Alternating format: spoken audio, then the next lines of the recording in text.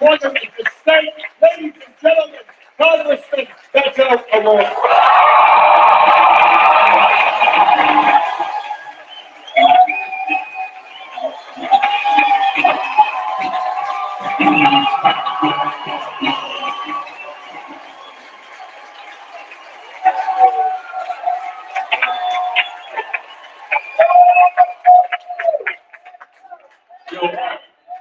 I have been coming to Amarillo for about 8 years. I thought I had seen Amarillo. Clearly not. It's amazing. Listen, for all the challenges that we're going through, for the darkness of these days, we should still count ourselves lucky to live in the greatest country the world has ever known. I'm proud to be American, and you are as well. And the reason that we're here together today is not just because we love one another and we love Amarillo, although we certainly do. We are here today because we love America, and we're going to fight for America, and we're going to save America, and we're going to do it together. One of the things that sets this great country apart from so much of the rest of the world and so much of the rest of human history is the rule of law. The foundational premise of this country is that we are all created equal. And what flows from that is that we should each expect to be treated equally under the law. No one above it, no one below it. No kings, no tyrants, just a government of, by, and for the people. All the people.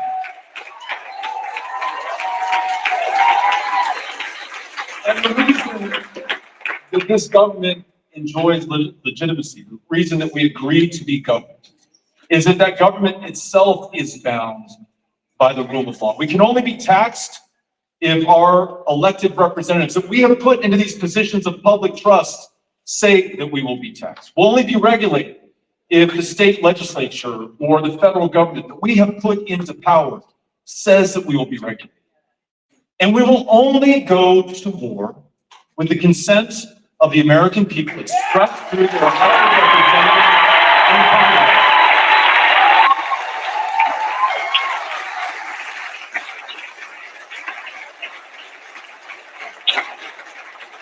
What is happening right now, what President Trump is doing in Iran in the name of the American people, ladies and gentlemen, this is an illegal war, and we must fight it with everything that we have. Like all wars, this one is inherently unpredictable. We have no idea how many lives we will take.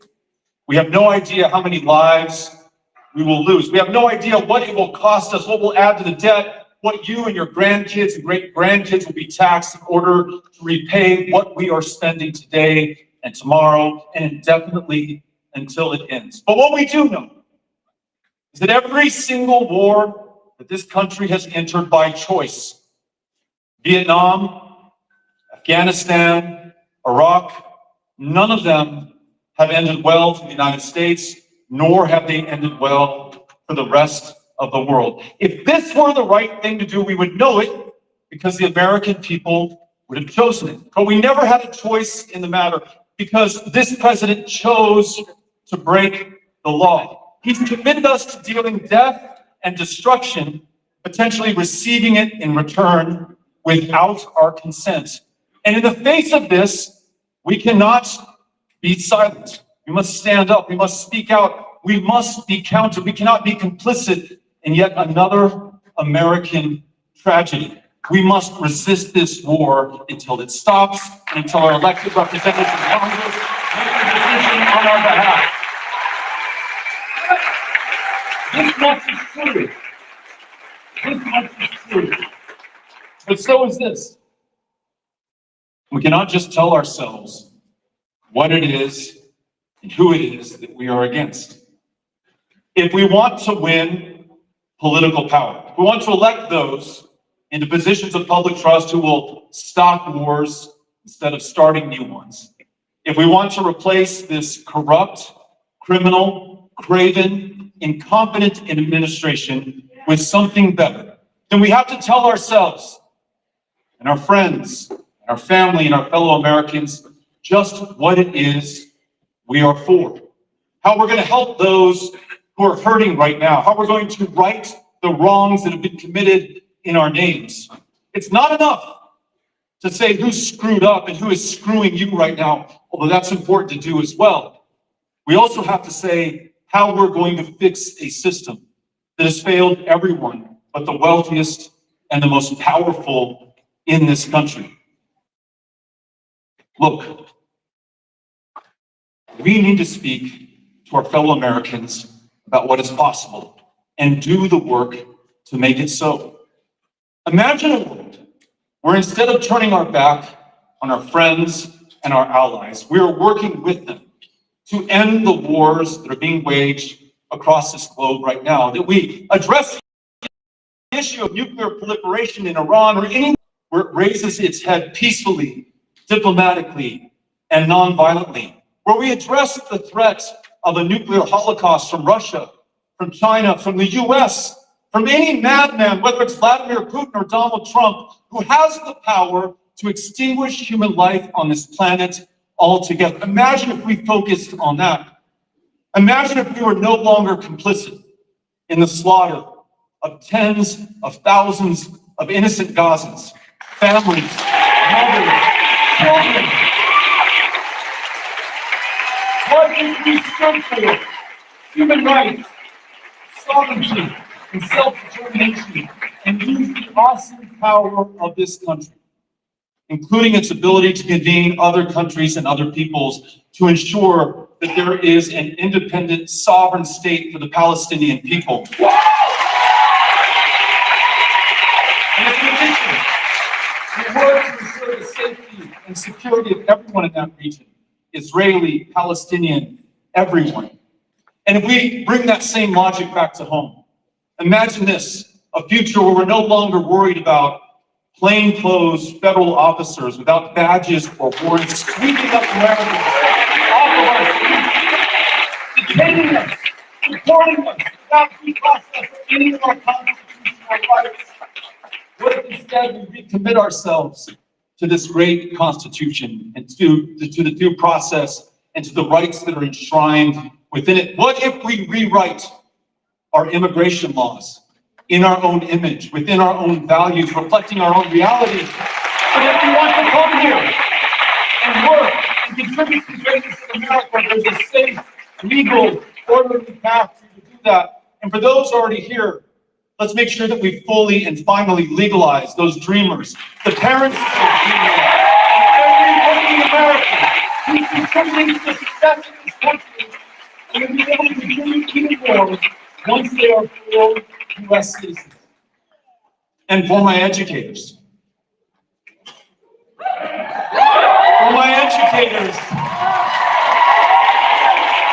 Imagine a future where you're not working 2 or 3 jobs to make ends meet for the luxury and privilege of educating our kids in that classroom. Imagine a future where there is no voucher scam draining the meager resources in your local schools. We are shutting down in Amarillo right now. Imagine a future where we treat every single educator with the dignity and respect that she deserves. We pay her enough to just work 1 job to unlock that lifelong potential that exists in the head of every single child in that classroom.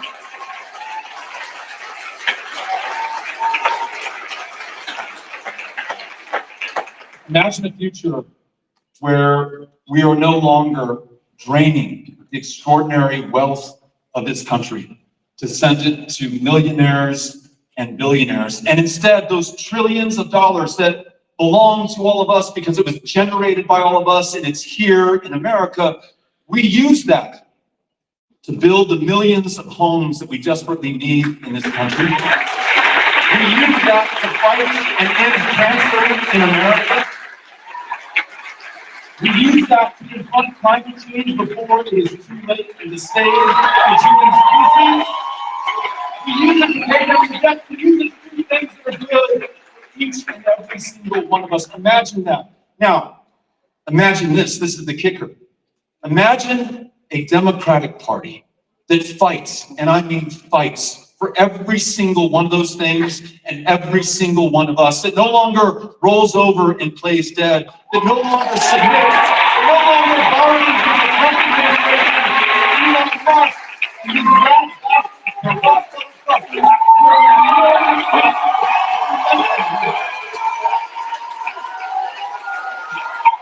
imagine a Democratic Party that fights everywhere, not just in 7 swing states, but right here in Texas.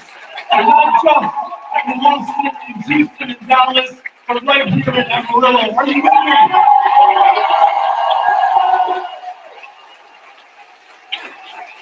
Imagine a Democratic Party that's for everyone. No man forth out where you came from. Listen, if you voted for Donald Trump and you're with us, you are welcome in this coalition. If you voted for Kamala Harris, the same goes for you. And look, if you voted for Bernie Sanders, you were right all along. In order to realize this vision, we must commit ourselves to action. It is the antidote to despair, and it is the key to victory. So every protest that is organized, like the No Kings protest here, was fantastic. You go to that, or you organize your life because it is breaking through, and it is shaping public perception, and it is changing what is politically possible in this country right now. And then you've got to think about supporting those who will run for office or running for office yourself. That extraordinary statesman, Ronnie Jackson, in 2000, I mean, it's like George Washington, Abraham Lincoln, and then Ronnie Jackson. Right? That guy did not have an opponent on the ballot in 2024. So you and I are going to make sure that he has an opponent in 2026. I'm going to make sure we send Ronnie Jackson the permanent political retirement from the state and from this country. You have to have the vision, and you have to take the action. And I'm about to introduce to you someone for whom those two things come together. It's hard for me to think of someone more ambitious, more aspirational, or with a more dedicated work ethic for the people of Texas and the people of America. Ladies and gentlemen, Congressman Greg Casar.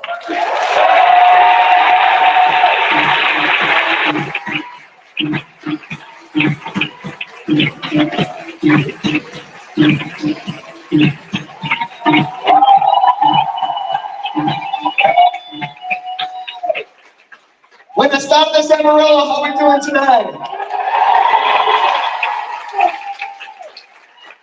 I'm Greg Casar, and I'm proud to represent the heart of Texas in the United States Congress. And today I have the honor of introducing the senator who has been taking on the billionaire class long before they were running those cabinet meetings, has been taking on Elon Musk and his ilk long before they tried to verify the presidency. Unfortunately, given the extraordinary and dangerous circumstances in the Middle East, the tough news is that Senator Sanders has been pulled in security briefings all day, hasn't been able to land yet in Amarillo to be here in person yet. But he is so committed to talking to everybody here live that we're going to bring out Senator Sanders by phone so that he can still give his speech to you and talk to you no matter what. So Amarillo, I want to thank you for Amarillo Spain, Senator Sanders, for still joining us live despite everything that's going on. Senator Sanders has been our champion for working people. He's been our champion for peace. He's been our champion against corruption and cruelty. So please join me in welcoming Senator Bernie Sanders.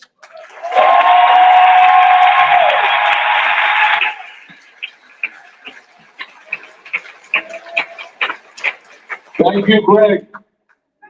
Greg, thank you very much. Let me offer my sincere apologies to the folks in Amarillo for not being able to be with you today. Unfortunately, Trump's attack against Iran yesterday changed my plans, and there were some responsibilities that I had to assume as a U.S. Senator. But I do hope that in the not too distant future, I'll be with you in Amarillo.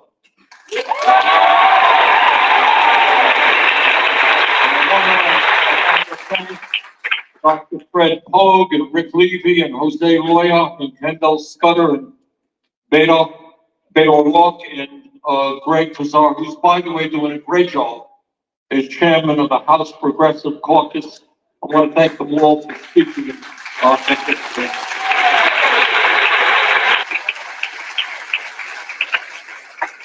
It is no secret to anyone in Amarillo, Texas, or Burlington, Vermont, or any place else that our country today faces a series of enormously painful crises. And Trump's attack yesterday in Iran just made those situations, those difficulties even worse. Today, we are living in an oligarchic form of society. And what that means, brothers and sisters, is we have a handful of billionaires, people with unlimited amounts of money, who have enormous economic and political power. Today in America, if you can believe it, hard to believe, one person, Mr. Musk, owns more wealth than the bottom 52% of American families. The top 1% owns more wealth than the bottom 93%. And the CEOs of large corporations now earn 350 times what their workers earn. This is obscene. It is not what America is supposed to be about. And meanwhile, while the working class of our country struggles, 60% of our people are living paycheck to paycheck. I grew up in a family that lived paycheck to paycheck, and I know that many of you are living in families trying to survive paycheck to paycheck. And that means that people worry day and night how they are going to put food on the table for their kids, how they're going to pay their rent. What happens if somebody in the family gets sick and you can't afford to go to a doctor? In America today, we have the highest rate of childhood poverty of any major country on earth. 22% of our seniors are trying to get by on $15,000 a year. Millions of young people who dream of going to college or trade school can't afford to do that. We got 85 million Americans who are uninsured or underinsured and can't afford the cost of health care. This is the richest country in the history of the world. We need a government that works for all of us, not just the people on top.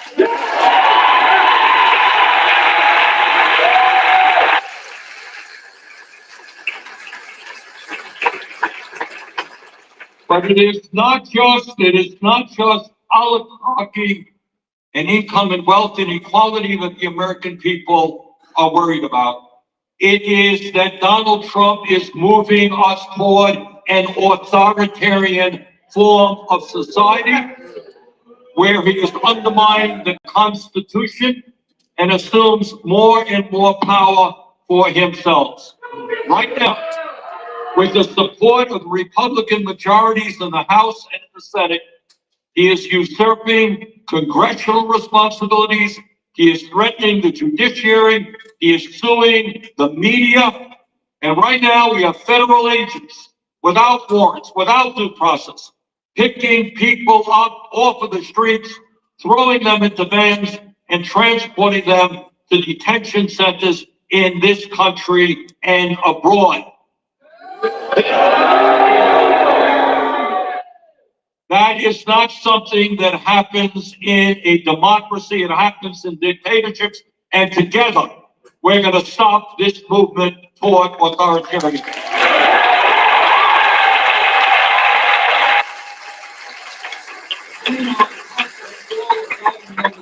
Talked about this.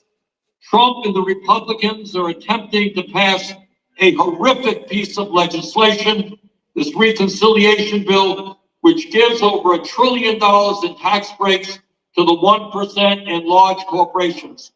And unbelievably, they pay for those tax breaks by making massive cuts to Medicaid, nutrition, and education. According to the nonpartisan Congressional Budget Office, the Medicaid cuts will result in some 16 million Americans being thrown off of the health care they currently have. 16 million people. And according to a recent study done at Yale and the University of Pennsylvania, if these cuts go through, if people, poor people, working class people, unable to get to the doctor when they need, some 50,000 Americans every year will die unnecessarily. And that is something that we must not allow to happen.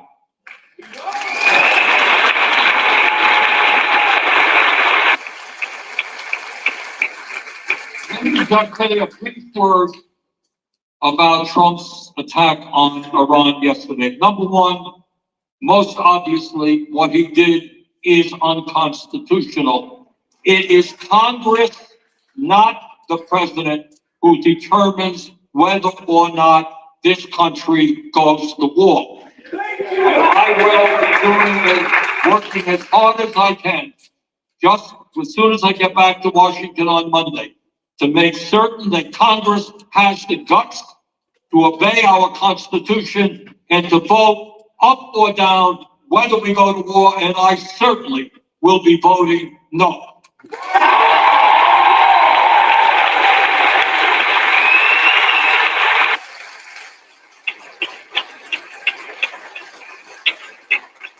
Further, and I want you all to remember a little bit of history. I remember when I was a young man a few years ago. I remember the lies that got us into the war in Vietnam, and that's something that is very much part of my DNA today. Because that war killed over 58,000 young men, injured, far more than that, broke the spirit of hundreds of thousands of people in our country who came back from Vietnam in really bad shape. That war was based on a series of lies. It's a war that we never should have gotten into. And back in 2002, you hear that same lies over and over again. We have to go to war in Iraq. We have to prevent Saddam Hussein from obtaining weapons of destruction. We had people like Benjamin Netanyahu back in 2002 in Iraq. That war in Iraq was based on a series of lies. We went to war, we got involved in a terrible civil war there. We lost 4,500 brave men and women, 32,000 were wounded. We spent trillions of dollars on that war. The war in Vietnam was based on lies. The war in Iraq was based on lies. And what Trump is doing right now is based on lies. We cannot get involved in this war.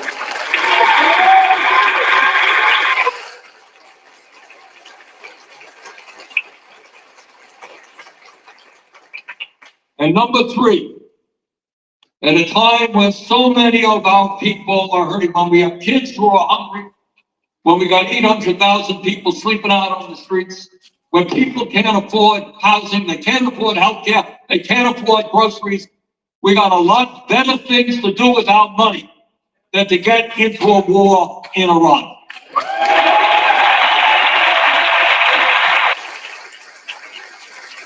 Brothers and sisters, we got a lot of work in front of us, but this is what I do believe.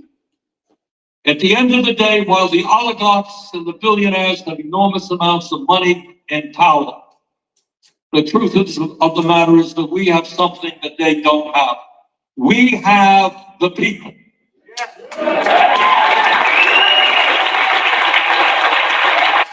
And if we do not allow Trump to divide us up by the color of our skin or where we were born or our sexual orientation or our religion, if we stand together and fight for an economy and a government that works for all, we're going to win this struggle. And that's exactly what we have to do.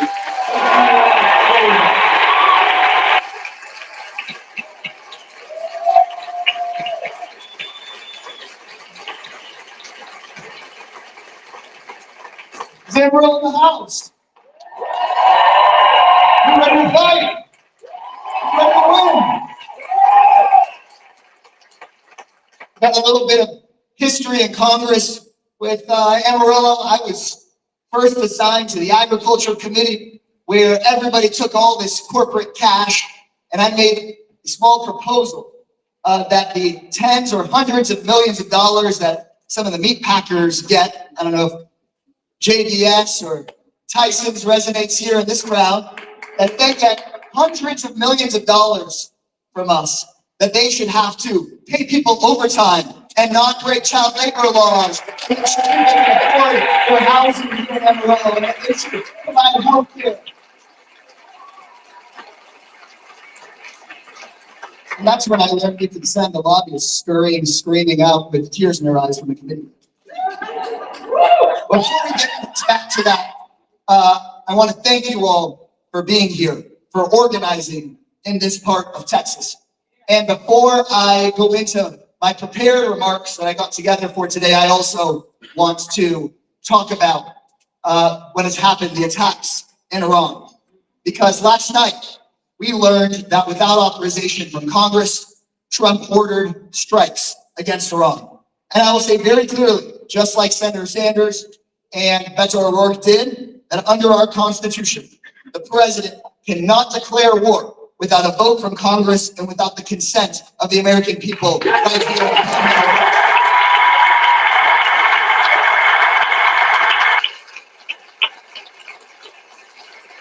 It is illegal for Donald Trump to drag us into another endless war, and Congress must vote right now. I'll walk right out of this theater into Washington, D.C. on a war powers resolution to stop any president of any party from sending us into a new war in the Middle East. No new wars. No new wars. No new wars.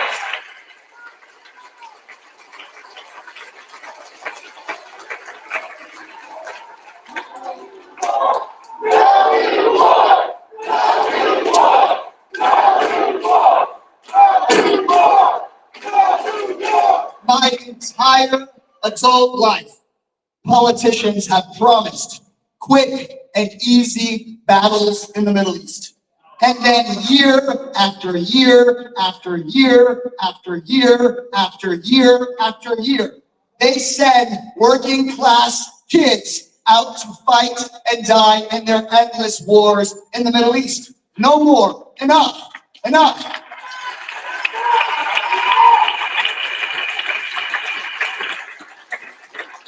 All of us know too many people that have come back home with life-changing and devastating injuries. All of us here know too many people who have come back with PTSD, and too many of us know soldiers who never came back. Every person here that's from my generation has a friend or a classmate from high school or from college that never came back. Enough. Enough. I'm proud to represent San Antonio in Congress, Military City, USA.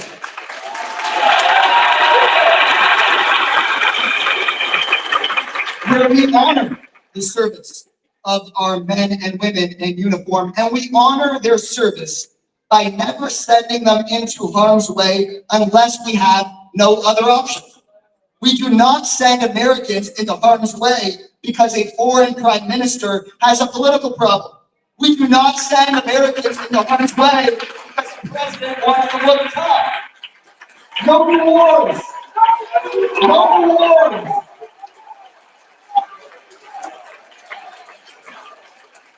Donald Trump promised us peace and stability. He has no right to plunge us into another forever war. Donald Trump put a Fox News host in charge of the Pentagon. He has no right to send Americans into harm's way on an impulse. Donald Trump has fired thousands of people who care for our wounded veterans. He has no right to risk more men and women that he will not take care of when or if they come back home.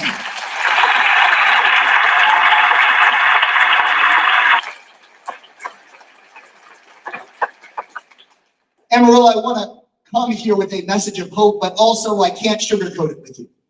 This is a scary time for our country. We're on the brink of a potential war in the Middle East. Just last weekend, legislators and their spouses were shot, even assassinated in their own homes. Every night, millions of Americans go to bed knowing they could be on the brink of losing their health care or the food that they need for their children because of corrupt politicians in Washington. These are serious and dangerous times. These are times that call for leaders who will forge peace and stability, who will bring us together instead of drive us apart. Donald Trump is not that leader.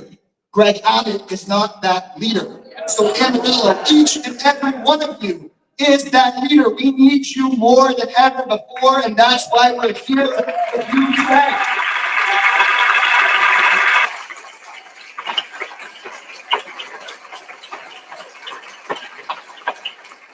This is a moment that calls for everyday working class people to unite against the billionaire class.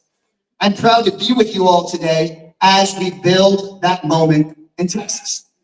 You know that there's people that have asked me, why would you and Bernie Sanders and others add the panhandle to your tour around the country? They're the kind of people who think that Elon Musk has bought our state for good. It's the people that think that working Texans and rural Texans are so divided that we'll never take back power from the rich. There's people who think that this is just what Texans deserve, that this is just the best we can do. No way. We know better than that. A state where our governor and our president work for billionaires instead of their own voters? Is that the best that we can do? A state where working people can barely afford the basics, but campaign donors keep on raking in cash and government contracts. Is that the best we can do? A state where every Republican that we send to Congress, they promise that they're with us, but at the end of the day, they go in and vote to kick millions of us off of our health care to give rich people tax cuts. Is that the best we can do? Anyone who thinks this is the best we can do doesn't know their Texas history. Because Texas won Juneteenth. Texans won Roe v. Wade. Texas is the birthplace of Medicaid and Medicare and Head Start and the Civil Rights Act and the Voting Rights Act. And right here in the Texas Panhandle, we can be the birthplace of a Democratic Party that finally puts working people first, kicks out the corrupt politicians, no matter the party label, and finally saves this country for the everyday person. That right here.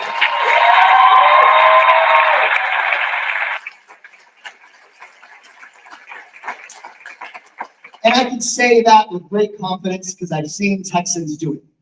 I started out my career not in Congress, not in the C-suite or in a courthouse, but organizing on construction sites. I was a labor organizer before I was ever an elected official. And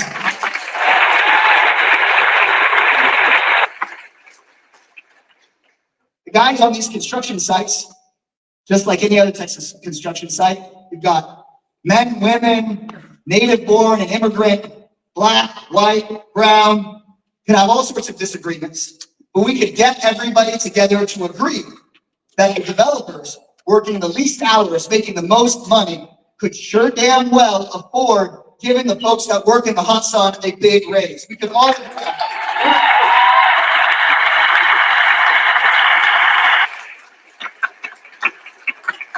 And sometimes we bump into one of the wealthy real estate developers that didn't want to pay.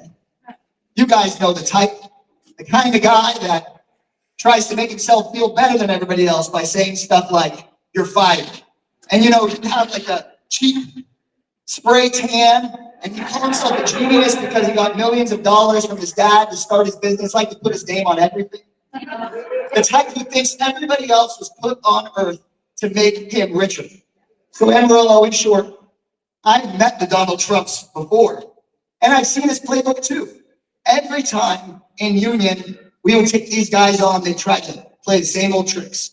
They'd pit immigrant workers against native workers, black against white against brown. They tried to have everybody fight each other while the rich got richer. But I have good news. When working people didn't fall for their tricks, stood together in Union, we beat Donald Trump's playbook every time. One raise, one healthcare, one retirement, and a pension, and a better life for every different kind of worker.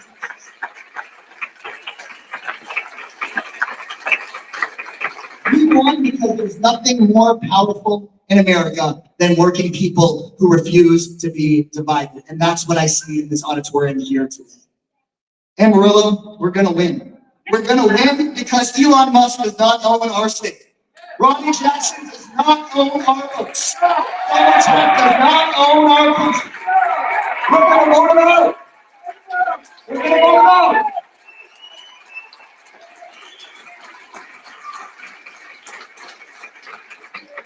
And that change cannot come soon enough. Because as we speak, Trump is trying to ram through, alongside Ronnie Jackson and Senators Cruz and Cornyn, trying to ram through. They're trying to ram through this billionaire budget that is deeply unpopular. We've got a chance to stop it. What you need to know about the billionaire budget is just two things. One, it is the biggest cut to our healthcare in American history, all to pay for the biggest tax cut for billionaires in American history. Right here in Ronnie Jackson's district, he's trying to vote to kick 35,000 people off of their healthcare. Think of that. Tens of thousands of your neighbors here in the Panhandle unable to go to a doctor when they get sick, just so that Ronnie Jackson's campaign can